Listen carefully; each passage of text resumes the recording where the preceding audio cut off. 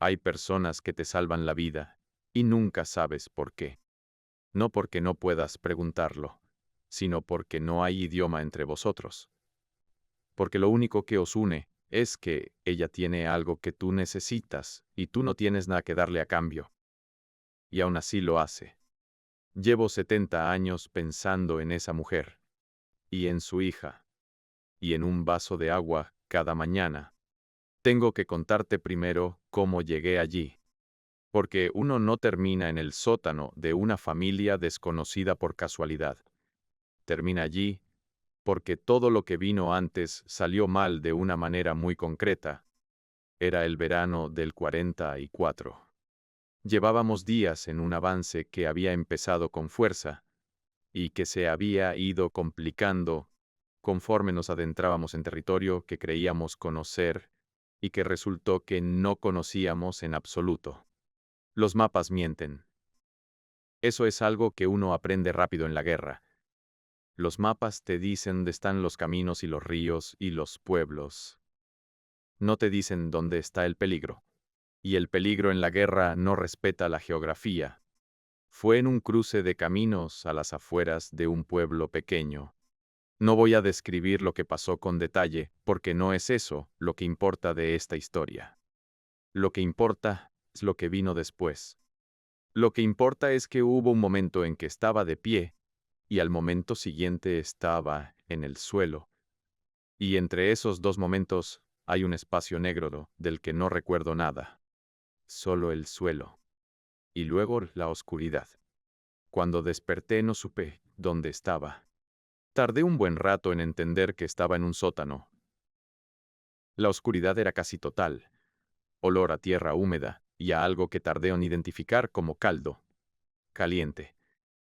Alguien había calentado caldo cerca de donde yo estaba. Intenté moverme y no pude. No era que estuviera atado. Era que el cuerpo simplemente no respondía de la manera en que se supone que debe responder. Como cuando uno intenta levantar algo muy pesado y los músculos dicen que no con una claridad que no admite negociación. Tenía el brazo derecho vendado. Y algo en el costado que dolía de una manera sorda y constante, como un sonido de fondo que no para nunca. Me quedé quieto, escuchando. Arriba, pasos. Lentos, cotidianos. Los pasos de alguien que está haciendo las cosas de siempre en su casa, no los pasos de alguien que sabe que hay un problema. Y entonces escuché una voz, de mujer, hablando en un idioma que yo no entendía, no en voz alta. En ese tono bajo y continuo de alguien que está hablando con otra persona en la misma habitación. Y luego silencio. Y luego pasos bajando hacia donde yo estaba. Apareció con una vela. Era una mujer de unos 40 años. El pelo recogido, el delantal puesto, la cara de alguien que lleva mucho tiempo sin dormir bien y que ha aprendido a funcionar igualmente. Me miró. Yo la miré. Ninguno de los dos dijo nada, porque ninguno de los dos tenía palabras que el otro pudiera entender. Ella se acercó despacio, se agachó. Me revisó la venda del brazo, con unos dedos que sabían lo que hacían, que no dudaban, que habían hecho aquello antes o algo parecido. Y luego se levantó y subió, y volvió con un cuenco de caldo. Me ayudó a incorporarme lo suficiente para beber. No dijo nada. Yo no dije nada. Cuando terminé, dejó el cuenco en el suelo. Me miró una vez más con esa mirada que yo no sabía leer. Y subió otra vez. Y yo me quedé solo en el sótano, preguntándome quién era esa mujer, qué había pasado, por qué estaba allí, y qué iba a pasar conmigo. Al día siguiente, apareció la niña. Tendría unos 12 años. El pelo en dos trenzas. Un vestido que había sido bonito en algún momento anterior a la guerra y que ya no lo era tanto. Los zapatos demasiado pequeños, como les pasan los zapatos a los niños que crecen más rápido de lo que sus familias pueden comprarles zapatos nuevos. Bajó con un vaso de agua. Me miró.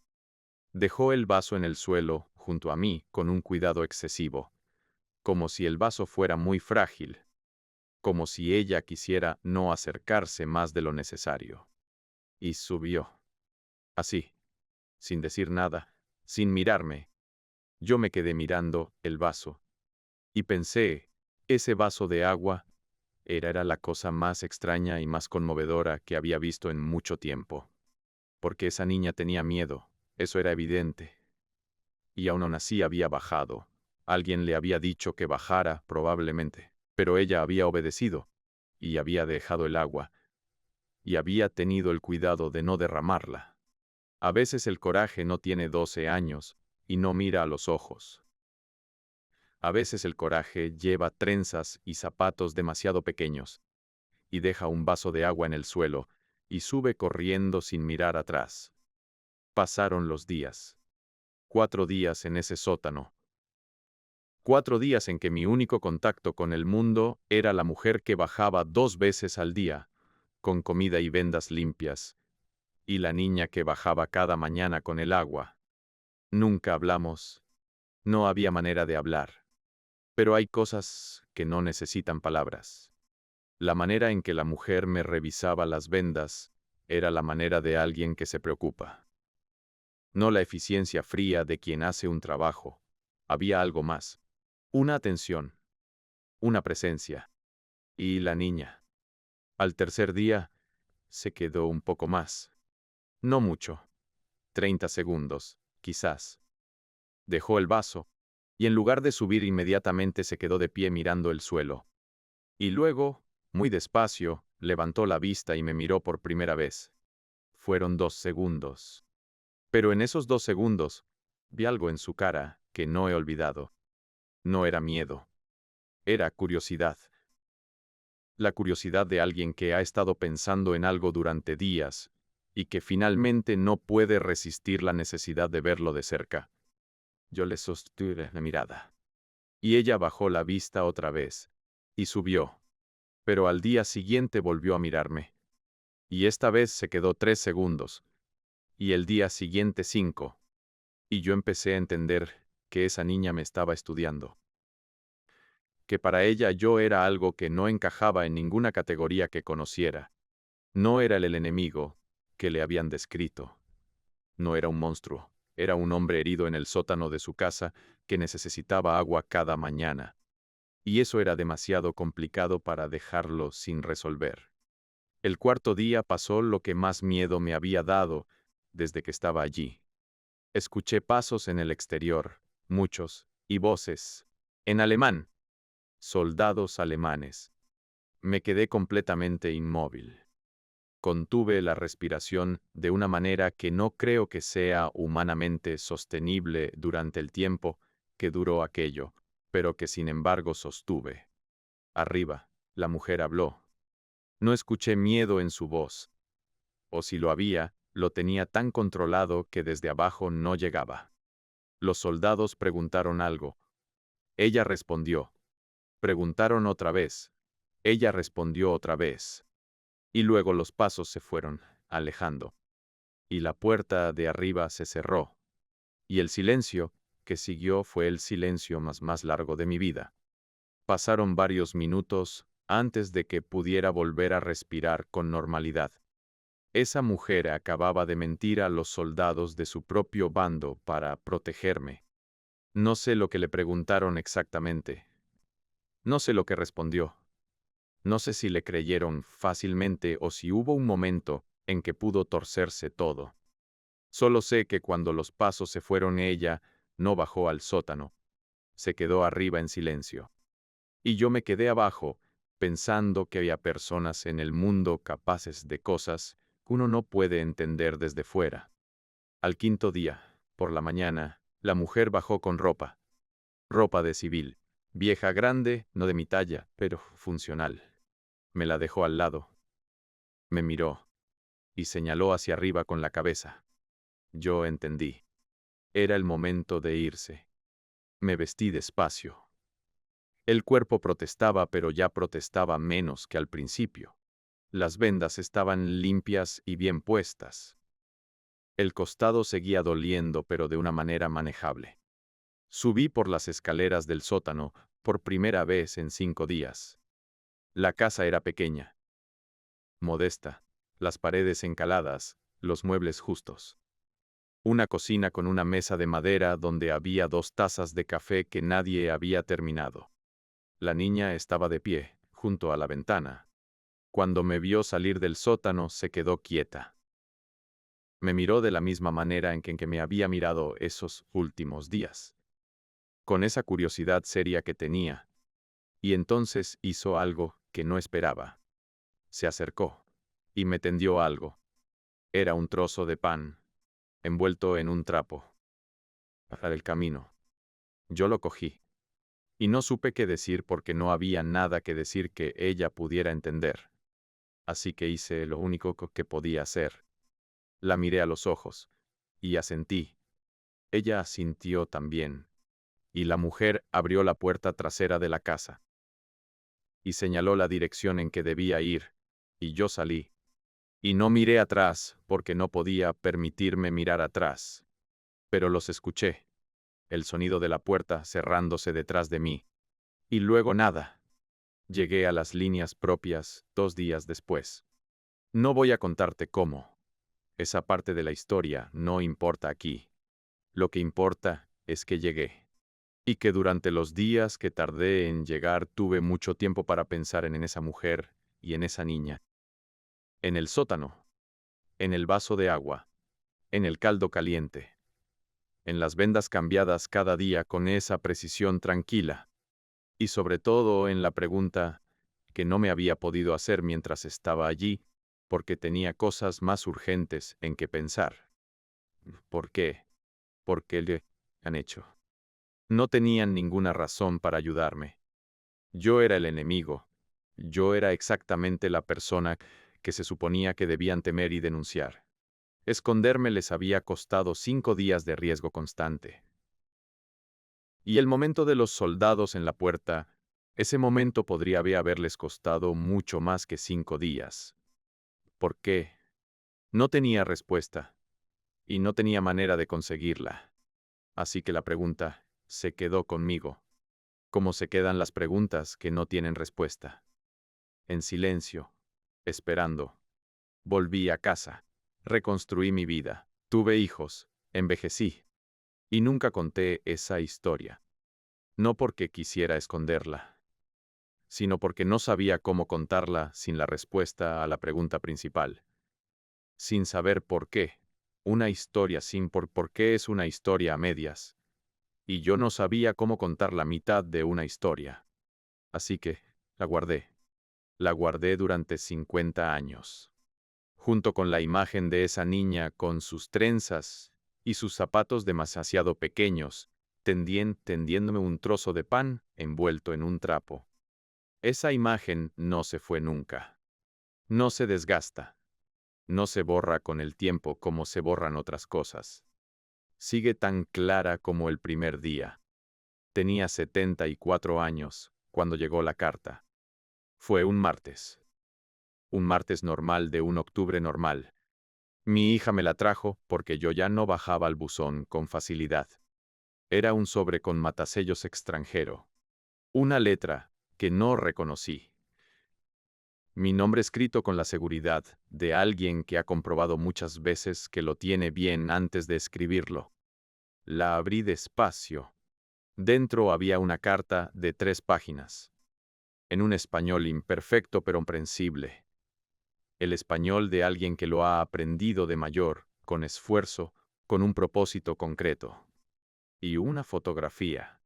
Tardé un momento en entender lo que estaba viendo. Era una mujer mayor. 70 años, quizás algo más. El pelo blanco recogido. Sentada en una silla de jardín con las manos en el regazo. Y en los ojos de esa mujer, en esa foto, había algo que reconocí antes de leer una sola palabra de la carta. Era la misma mirada. La curiosidad seria. La mirada de alguien que estudia lo que tiene delante, sin mirar hacia otro lado. Era ella. La niña de las trenzas. Con 70 años, pero la misma mirada. Leí la carta 3 veces. La primera vez no pude terminarla. Tuve que parar a la mitad y dejarla en la mesa y quedarme mirando el jardín un rato largo. La segunda vez la leí entera, pero no creo que entendiera todo. Hay momentos en que las palabras llegan, pero el cerebro no las procesa porque está ocupado con otra cosa, con el peso de lo que significan. La tercera vez la leí despacio, en voz alta, solo, en mi cuarto. Y te voy a contar lo que decía. Me decía que se llamaba Marta, que tenía 72 años, que vivía en el mismo pueblo donde había vivido siempre, que su madre había muerto hacía 20 años, y que llevaba 50 años buscándome. No de manera constante, no con obsesión, pero que cada cierto tiempo, cuando la vida se lo permitía, volvía a intentarlo. Un registro, una asociación de veteranos, una base de datos que antes no existía y que ahora existía, hasta que un día encontró un nombre que podía ser el mío, y una dirección. Y me escribió. Me contaba que recordaba todo de aquellos 5 días. Que tenía 12 años, pero que a esa edad uno recuerda las cosas importantes con una claridad que a veces desearía no tener. Recordaba el momento en que su madre la mandó bajar con él el agua. Recordaba el miedo. Recordaba cómo ese miedo fue cambiando con los días, no desapareciendo, cambiando. Y me contaba por qué. ¿Por qué lo habían hecho? La respuesta era más sencilla y más complicada de lo que yo había imaginado durante 50 años. Me contaba que 3 meses antes de que yo apareciera, su padre había sido herido en combate, en el bando contrario al mío, y que un soldado enemigo lo había encontrado y en lugar de dejarlo morir, lo había llevado hasta un puesto de socorro. Su padre había sobrevivido. Nunca supo el nombre de ese soldado. Nunca pudo darle las gracias. Y cuando su madre me encontró herido en ese cruce de caminos, con una niña de 12 años y una guerra encima, tomó una decisión.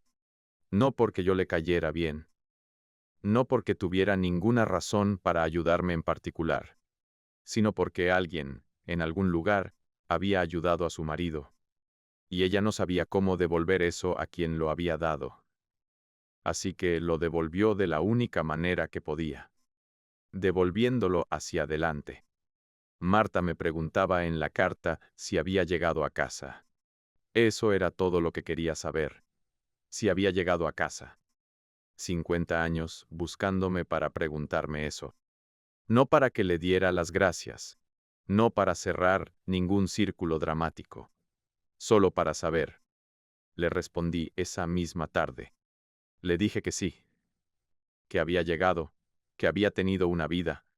Que había tenido hijos y nietos. Que había envejecido en una casa con jardín donde a veces en octubre llegaban cartas con matasellos extranjero. Le dije que nunca había olvidado los 5 días en ese sótano. Que nunca había olvidado el vaso de agua.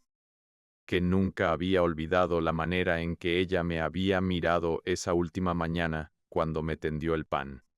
Y le dije que durante 50 años había tenido una pregunta sin respuesta, y que ahora la tenía, y que era más hermosa de lo que había imaginado. Nos escribimos durante 3 años. Cartas lentas, de las de antes, que tardaban días en llegar. Ella en su español imperfecto que fue mejorando con cada carta. Yo intentando a veces escribir alguna palabra en su idioma. Con un diccionario al lado, con la torpeza de un hombre viejo aprendiendo algo nuevo. Me contó su vida, sus hijos, su jardín. La casa donde había vivido siempre y donde había crecido, y donde seguía la misma mesa de madera en la cocina con las 2 tazas que su madre nunca terminaba de usar. Yo le conté la mía. Y en ninguna de esas cartas hablamos de la guerra más de lo necesario. Porque la guerra era solo el contexto. Lo que importaba estaba a otro lado de la guerra. Lo que importaba era que una mujer había tomado una decisión en un cruce de caminos. y que esa decisión había llegado hasta mí en forma de carta 70 años después. Marta murió hace 4 años. Me lo escribió su hijo. Un hombre que no me conocía de nada, y que sin embargo me escribió porque su madre le había pedido que lo hiciera si ella no podía. Me dijo que hasta el final ella había guardado mis cartas, que las tenía en una caja en el dormitorio, que a veces las leía. Yo guardé la suya al lado de las mías. 2 cajas, en el mismo armario. Una historia que empezó en un sótano en el 40 y 44, que terminó en 2 cajas en un armario 70 años después. Hay algo que he pensado muchas veces, desde que llegó esa primera carta, que el bien que hacemos no siempre llega a quien lo destinamos. La madre de Marta no pudo darle las gracias al soldado que salvó a su marido. Ese soldado quizás nunca supo que lo que hizo importó. Quizás murió sin saberlo. Pero importó. Importó porque llegó a esa mujer en ese cruce de caminos. Y porque ella lo recogió y lo pasó hacia adelante. Y porque ese gesto llegó hasta mí. Y porque yo llegué a AXA. Y porque mis hijos crecieron con padre. Y porque todo lo que vino después de aquello, todo lo bueno que ha habido en mi vida, tiene en algún lugar de su raíz ese vaso de agua que una niña de 12 años bajó al sótano sin mirarme a los ojos. El bien viaja así, no en línea recta, no de quien lo da a quien lo recibe, en círculos, en espirales, en caminos que uno no puede ver desde dentro, solo desde muy lejos, solo cuando ya ha pasado mucho tiempo. Solo entonces se ve la forma completa. Si te quedo con algo de todo esto, es con eso. No sé quién eres. No sé lo que estás viviendo. No sé si en este momento sientes que lo que haces importa o si sientes que estás solo y que nadie lo va a notar. Pero hay algo que sé con una certeza que ya no me cuestiono. Lo que haces importa. Aunque no veas a quién llega. Aunque no llegues a saberlo nunca. Aunque pasen 50 años antes de que alguien llame hasta tu puerta para decirte que llegaste a casa. Llega siempre, de una manera o de otra.